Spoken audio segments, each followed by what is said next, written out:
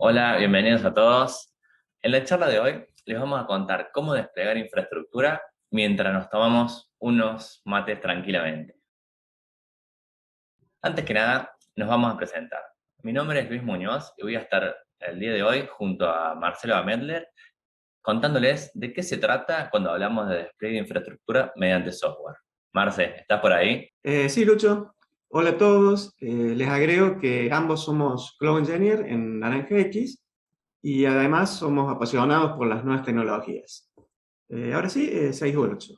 Bien, buenísimo, Marce. Como les contaba, el día de hoy vamos a hablar de cómo modularizar recursos para poder desplegar de manera automática infraestructura como software utilizando Pulum. Y que podamos, mientras tanto, estar realizando alguna otra tarea, como por ejemplo, te decimos acá, estar tomándonos unos ricos mates. Bueno, lo primero que vamos a hacer va a ser revisar la agenda del día de hoy. Lo que vamos a hacer hoy es contarles, en primer punto, qué son las guías, cuál es el concepto, las características generales, cuál es la idea principal y además saber cuáles son los puntos de dolor que viene a subsanar. En una segunda instancia, lo que vamos a hacer es mostrarles cómo es una implementación de guías mediante Pulumi. Y ahí le vamos a contar sobre configuraciones, sobre módulos y contándoles también cómo es que se realiza el despliegue de la infraestructura. Y por último, le vamos a mostrar de manera gráfica con una demo cómo es el despliegue de una infraestructura usando guías. Así que vamos a meternos en tema. Bien, antes que nada, quien esté en el día a día del despliegue de infraestructura sabe que hay muchos inconvenientes a la hora de hacer un despliegue. Estos pueden venir, por ejemplo, por el hecho de que existan múltiples despliegues realizados por los equipos de desarrollo de manera individual, que no siguen ningún tipo de estándar y que no se hacen de manera automatizada. Esto complica mucho porque se hacen despliegues similares, pero al no tener ningún estándar ni ninguna automatización, se tiene que hacer muchas veces un retrabajo que solamente termina siendo un problema. Entre esos otros inconvenientes que nombramos, también está el tema de, al ser tan dispares, no existe un control de configuración. Y al no existir un control de configuración, no se tiene muy bien ni idea de qué es lo que se tiene desplegado. En línea con esto, a la hora de querer hacer un soporte, al haber tanta diferencia o diversidad de infraestructuras desplegadas o metodologías utilizadas, se dificulta mucho hacer el soporte y se requiere estar viendo en cada caso de manera puntual cuál es el inconveniente. Sumado a todo esto, también tenemos que sumarle o tener en cuenta las cuestiones de seguridad, que son un tema fundamental a la hora de hacer un despliegue. Y acá nos encontramos nuevamente el inconveniente de que al hacerlo de manera individual y siguiendo sus propios criterios de seguridad, cada equipo va teniendo sus distintas normas o distintos criterios, como les decía, de seguridad, generando que todo sea dispar y que se puedan generar algunos inconvenientes de seguridad al no estar bajada una línea, un informe de qué es lo que se va a tener en cuenta.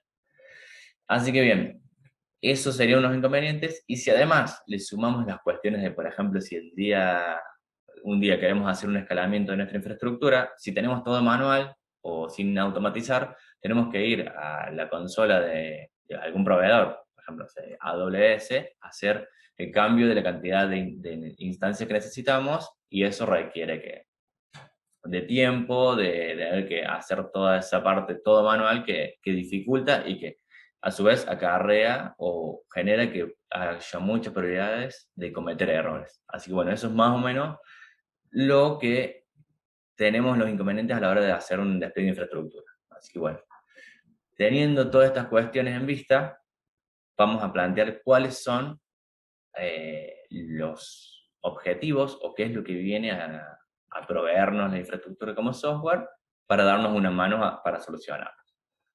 ¿Y cómo lo hace para solucionar estos inconvenientes? En un principio, podemos hablar de que nos permite automatizar los despliegues.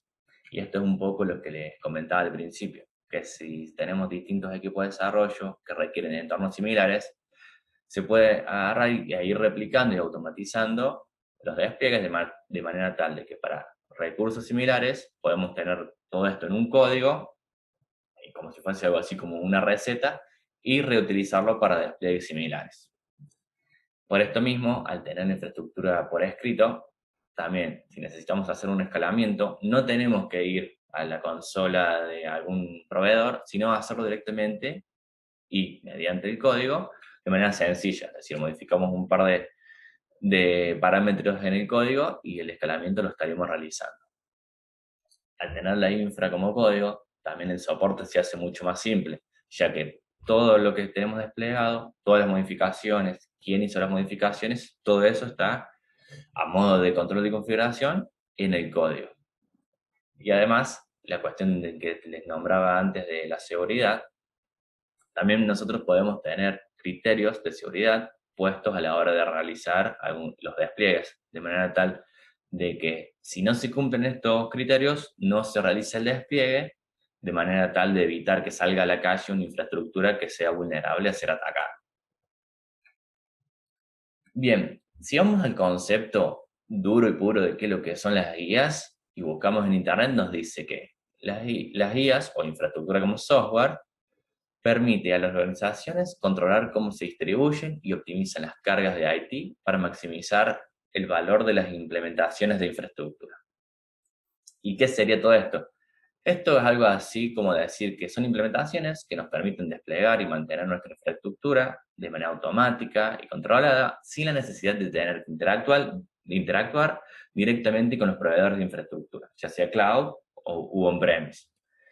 Y que también nos permite tener la infraestructura como código, pudiendo controlar el aspecto que nombramos antes, que esto es el tema de la seguridad, de la escalabilidad, el mantenimiento, entre otros. Así que bueno, para desarmar un poquito el concepto y ver cuáles son las características principales que nos aportan las guías, podemos hablar en primer caso de la flexibilidad. Y esto es porque nos permiten elegir entre distintos lenguajes de programación a la hora de hacer la codificación de la infraestructura. Y esto está muy bueno porque nos permite utilizar lenguajes utilizados comúnmente en el mundo del desarrollo. Otro elemento súper importante es el tema de la eficiencia, que es lo que le comentaba anteriormente, que es que nos permite la reutilización de infraestructura o de la estructura de la infraestructura que se hizo en anteriores ocasiones y replicarla para una nueva implementación, evitando así hacer retrabajo. Con esto que les hablábamos de la codificación, si los equipos de desarrollo además le suman buenas prácticas, automatizando el despliegue de infraestructura, además de optimizando el código, lo que se hace es que el despliegue sea mucho más óptimo y se logre una mayor fiabilidad a la hora de hacer los despliegues. Además que, como les contaba, que los mismos equipos de desarrollo con sus lenguajes de programación son los que van a poder interactuar, así que se logre que los equipos adopten esta metodología de despliegues y que, siguiendo estándares que se van estableciendo, se puede lograr una autonomía. ¿Y esto por qué es? Porque si nosotros no tenemos estándares y que cada uno hace, como hablamos en un principio, lo que medianamente le vaya haciendo falta, no se puede mantener la calidad de los despliegues ni tampoco garantizar la mantenibilidad de la infraestructura. Así que en ese sentido está muy bueno porque logramos tener una infraestructura que sea mucho más ordenada, mucho más mantenible y que sea mucho más fiable. Ahora bien, en este punto de la práctica, seguramente puede surgir la pregunta de cuál es la diferencia entre infraestructura como software e infraestructura como código. Y la diferencia es la siguiente, que la infraestructura como código nos da la posibilidad de tener nuestra infra en un código, pero muchas veces lo tenemos que hacer en un lenguaje exclusivo de la herramienta.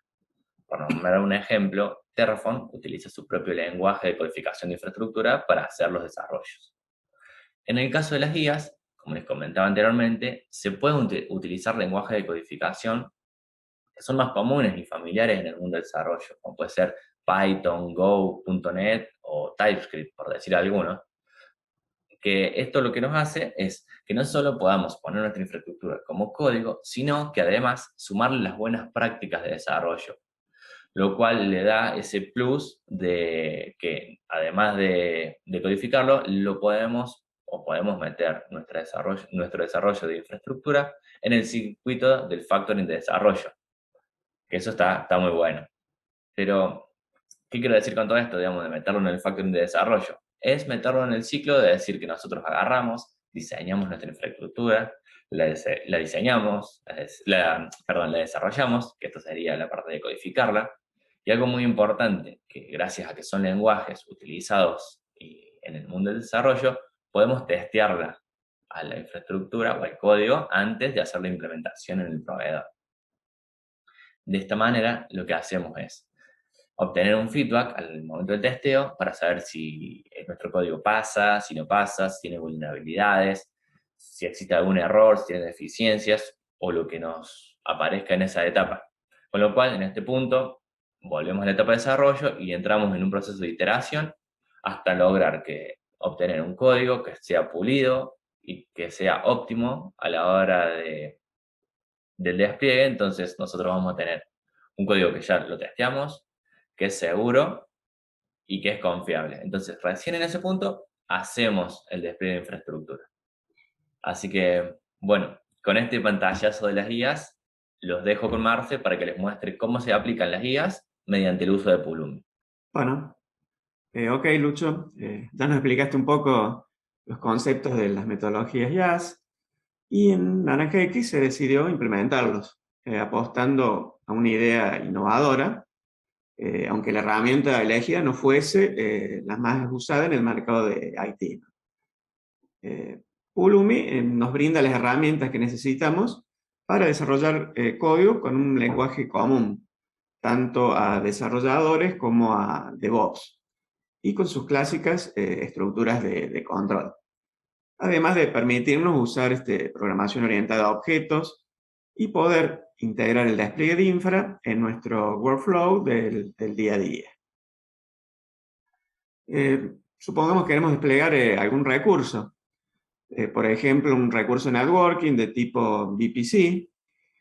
No solo esto será desplegar una VPC, sino que además le agregaremos las buenas prácticas. O sea, ese recurso deberá elegir un espacio de red libre, un CDR disponible, tendrá que crear subnet públicas y privadas, al menos en 2 zonas de disponibilidad, deberá tener conexión con el on-premise vía, por ejemplo, una Transit Gateway, y también una salida a Internet controlada, con las rutas necesarias para una comunicación segura. ¿Cómo hacemos un poco esta implementación? Por ejemplo, en el caso de la VPC, vamos a crear módulos para implementarlo. Para ello usaremos un componente desarrollado en TypeScript que genera una librería Node.js como salida. En ese componente debemos integrar los parámetros necesarios para la creación del recurso con sus dependencias, aprovechando también las estructuras heredadas de un componente superior que ya nos define Pulumi. Cuando se ejecute ese módulo, Pulumi tomará la información necesaria y la impactará en las APIs del proveedor de la infraestructura que finalmente será el que creará ese recurso y todos los demás que necesite, gracias a las librerías que ya desarrolló Pulumi. Los componentes los versionamos en proyectos de GitLab para que mediante el proceso de Continuous Integration y Continuous Deployment que ofrece esa herramienta, nos sea más fácil generar una librería Node.js que los encapsule. Y además podamos correr los tests del mismo modo que para los despliegues de aplicaciones. Utilizar la metodología JAS también nos facilita que los módulos sean extensibles y puedan ser desarrollados por cualquier equipo siguiendo las buenas prácticas que estarán plasmadas en los templates de los componentes que construimos. Finalmente, Pulumi nos permitirá conservar un registro de los recursos creados en stack específicos por ambiente o proyecto. ¿Cuál es un poco el core de nuestro módulo? Para cada recurso, nosotros definimos implementar clases por recurso y funcionalidad. Y cada una de ellas en un archivo distinto para modularidad, integrándolas en el clásico archivo index.ts de este tipo de proyectos. Como vemos en el diagrama de ejemplo de un recurso de tipo IAM de AWS, tenemos una clase para manejar la creación de usuarios, otra clase para accesos, otra para roles y otra para poder asignarle las policies. Para construir un módulo usamos varias herramientas. Usamos básicamente Pulumi, que soporta varios lenguajes y tools. Elegimos desarrollarlo en TypeScript, que es un lenguaje manejado ya en la compañía, y además permite definir variables tipadas, que también con el uso de interfaces, y crear clases para los recursos e instanciar objetos de las mismas. Para versionar nuestro código usamos GitLab, que además incorpora CI/CD, pudiendo definir los stages en el archivo de GitLab CI, y finalmente las librerías que creemos para cada recurso las importaremos en el archivo de dependencias en el clásico package.json. Marce, ¿cómo estructuramos nuestras clases para que cumplan con lo esperado? Bueno, Lucho, la estructuración la hacemos utilizando componentes que van a tener tres secciones principales. En la primera vemos la asignación del name de la clase, que hereda de un componente de Pulumi superior, por lo que ya nos traerá implementadas funcionalidades. En la segunda sección vemos el constructor específico de la clase, con sus argumentos y parámetros necesarios. Y en la última sección, la parte específica de la creación de la instancia de esa clase. En definitiva, el recurso a generarse. Bueno, Marce, y ahora que ya tenemos nuestro proyecto en TypeScript, versionado en GitLab, con sus clases y objetos, ¿cómo hacemos para construir una librería que lo encapsule? Bueno, esta parte de construir la librería, vamos a automatizar todo el proceso para que cada vez que se modifique por algún motivo el código y realicemos un commit del mismo, corra un pre-commit con los tests de código que incorporamos al proyecto, los tests que sean necesarios, y además, luego de recibido este commit en GitLab, este último además corra sus stages tradicionales de continuous integration y continuous deployment, con sus correspondientes tests, para que al final realizar un build del proyecto que va a generar una librería NPM y la dejará disponible en un repositorio como Nexus, por ejemplo. Ah, buenísimo, Marce. El integrador de recursos, ¿no? Ahora que tenemos nuestras librerías que encapsulan la creación de un recurso y sus dependencias, seguimos avanzando. Para facilitar la creación de la infraestructura, vimos que era necesario tener una aplicación que use esas librerías. Entonces nos creamos un proyecto, de nuevo en TypeScript, que se encargará de integrarlas. Esta aplicación tendrá funcionalidades específicas. Primero le definimos qué recursos vamos a crear para que importe las librerías respectivas. Como vemos en el primer recuadro de nuevamente nuestro archivo index.ts. Luego definimos los parámetros de configuración personalizados según necesitemos. Y finalmente le indicamos mediante la clásica sentencia de new que cree un objeto para ese recurso, como vemos en los recuadros siguientes. Para los que quieran buscar información específica en los canales de la comunidad técnica de Naranja X, el nombre de esta aplicación integradora es Calari. Y al final de la charla le dejamos unos links relacionados. Bueno, recapitulando un poco, ya tenemos nuestras librerías creadas y guardadas en Nexus. Tenemos nuestra aplicación integradora que sabe cuáles usar, cómo parametrizarlas y cómo crear esos recursos. Solo nos falta correr el despliegue para que creen los recursos en la infraestructura. ¿Cómo hacemos esto? Para desplegar los recursos, solo lo vamos a hacer con dos comandos. Primero, corremos un npm install para instalar todos los necesarios, y luego un pulumi app que desde la CLI de Pulumi revisará la infraestructura que ya esté creada, y si detecta algún cambio respecto a nuestro código actual, lo actualizará. O si no estaba, creará el recurso necesario en el proveedor que corresponda, ya sea AWS, VMware o Kubernetes. Ahora sí, ¿qué te parece, Marce, si vemos a la metodología en acción con una demo mientras nos tomamos unos matecitos? Me parece bien, Lucho. Mostremos cómo estamos automatizando los despliegues de infraestructura mediante una breve demo del despliegue de un clúster Kubernetes. Vamos a comenzar clonando el proyecto donde habíamos escrito la infraestructura, que bajará todos los componentes del proyecto, como estamos viendo. Luego, con un npm install, como dijimos, bajará todas las dependencias y las librerías de recursos que ya creamos, con los recursos que vamos a utilizar en el proyecto. Luego de esto, venía la parte de revisar un poco el código para estar seguro de lo que vamos a desplegar. Entonces vamos a nuestro archivo principal y verificamos si están los recursos que queremos crear. Supongamos no queremos que se instale el autoscaler dentro del clúster, simplemente lo comentamos. Y luego vemos una mirada más, qué recursos nos quedaron. Ahí podemos ver que vamos a crear la VPC, vamos a crear rutas y un EKS.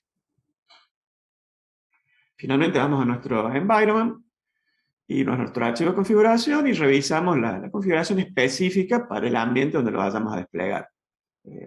Revisamos, por ejemplo, la versión de Kubernetes que vamos a desplegar, cuestiones de seguridad, la cantidad de nodos que queremos que se creen mínimos y máximos. Para finalmente ejecutar el pull-umiap, que va a ser el que va a revisar si ya hay infraestructura creada en este ambiente, la va a cotejar con lo que pedimos. Por ejemplo, en este caso, si había un autoscaler, lo va a eliminar y va a crear los que hagan falta. Por ejemplo, aquí, quien no teníamos creada la infra, va a proceder a crear todos los recursos, la VPC, los CDR, el cluster DKS, va a crear los workers, va a crear los nodos, va a ir creando solo toda la infraestructura. Y cuando termina, podemos revisar incluso qué creó, dónde van a estar los nombres de los ARN que se obtuvo y todas las características. Y con eso ya están creadas todos los recursos, solo queda ir a nuestra cuenta de AWS en este caso, y revisar que todo se haya creado como esperábamos. Entonces ya vemos que está el recurso de VPC, que podemos consultar sus características, vemos que los creó con sus subnet, por ejemplo, donde tiene las subnet públicas y privadas, públicas para salir a internet, privadas donde va a estar nuestro clúster de Kubernetes instalado, por ejemplo. Y también cada uno de estos recursos ya va a venir con todos los tags necesarios para loguearse en nuestro clúster de Kubernetes, para joinearse, con toda la identificación de cuándo fue creado y con qué características y versiones de la infra se creó. Finalmente vamos y verificamos en la parte de Kubernetes que nuestro clúster también está creado allí. Entonces podemos ver que nuestro clúster de ejemplo ya está creado y también vemos que tiene los dos nodos ya desplegados y podemos verificar que también está configurado su node group con sus características y sus versiones que va a manejar los nodos anteriores que vimos que estaban creados. Nuevamente podemos consultar también el etiquetado para revisar que esté todo acorde, para tener también tagueada nuestra infra y que pueda elaborar distintas cosas.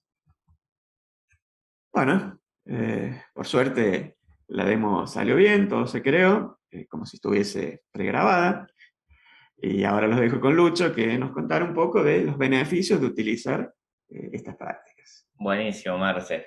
Ahora la única preocupación que nos queda es ver la temperatura del agua, ¿no? Sí, así es, solo nos preocupamos de eso. Buenísimo. Bien, para resumir y para ver qué es lo que nos llevamos de la charla, podemos ver que de lo que les planteamos en un principio, con la metodología IaaS sumado a Pulumi, logramos eliminar los puntos de dolor que les habíamos planteado. Estos eran, en un principio, el tema de del despliegue de recursos de manera distinta, o sea, sin ningún tipo de estandarización. Eliminar también el tema de la diversidad de metodologías, porque ya con esto mismo, estandarizando los despliegues, se logra que se hagan de manera uniforme y siguiendo buenas prácticas. Por esto mismo, y al tener todo codificado y teniendo registro de qué es lo que se va haciendo, mantenemos un control de configuración que viene también a ayudarnos en este sentido. También las cuestiones de seguridad se ven atajadas, digamos, por los criterios que se van planteando a la hora de hacer los despliegues, con lo cual también es un punto que se viene a subsanar.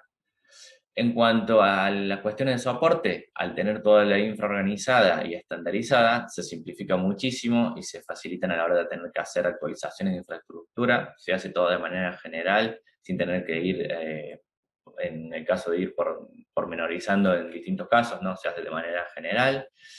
Y además, también el tema del escalado se facilita por las cuestiones que les nombrábamos recién, de decir que ya tenemos todo en un código y es cuestión de modificar un par de parámetros para que esto se impacte en la infraestructura y de esa manera hacer el escalado de una manera mucho más fácil y simple que en comparación de tener que hacerlo de manera manual. Así que bueno, hasta ahora les hemos contado cómo sacarle el mayor provecho a la infraestructura como software, cómo utilizamos Pulumi y por último, Marce nos mostró a las guías en acción. Pero no nos queremos ir sin antes dejarles algunos recursos extra que quizás les sean útiles. Estos códigos QR que se ven en pantalla van a encontrar la Tech Talk de infraestructura como software con Calari y otro video donde mostramos cómo desplegamos Kubernetes con Calari.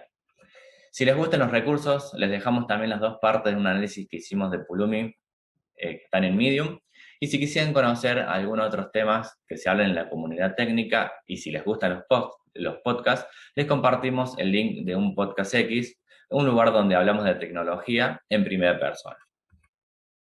Y para ir cerrando la charla, queremos dejarle una frase que en nuestro equipo de ingeniería la tenemos como valor principal y es luz verde. ¿Qué significa luz verde? Luz verde para nosotros es sentir el apoyo y la escucha permanente para la implementación de nuevas iniciativas, sin tener miedo a cometer errores y siempre con entusiasmo.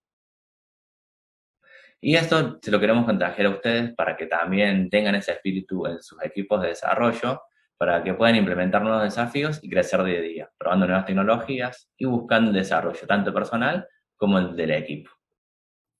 Bueno, Lucho, excelente todo. Les damos las gracias a todos por escucharnos y ahora nos vamos al espacio de preguntas. Muchas gracias.